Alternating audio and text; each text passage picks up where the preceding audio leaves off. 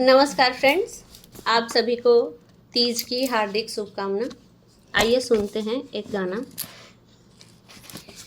शिव संगे सुतली से जरिया त गौरा रानी पूछेली हो, शिवजी कवने बरत हम करी की पिया के उमर बढ़े से नूराया मर रहे हो।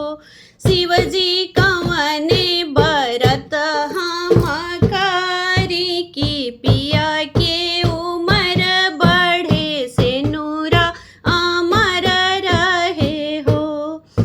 इतना बचन शिवजी सुने ले मने मुस्काइल हो। इतना बचन शिवजी सुनी ले मने मुस्काइल हो। गौरा तीज के तू करिहा बरतिया त पिया के उमर बढ़ी से नूराया मर रही हो।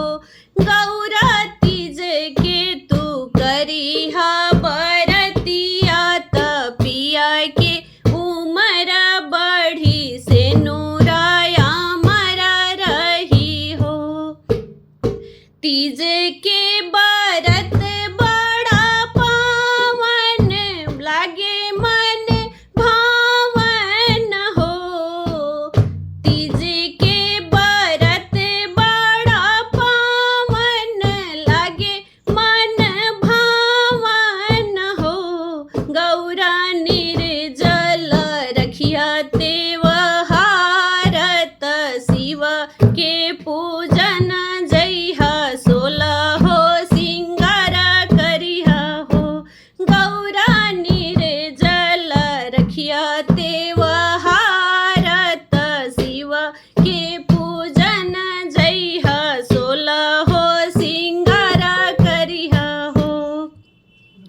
सगरी सोहागिन कर बरतिया त पिया के उमर मांगे हो।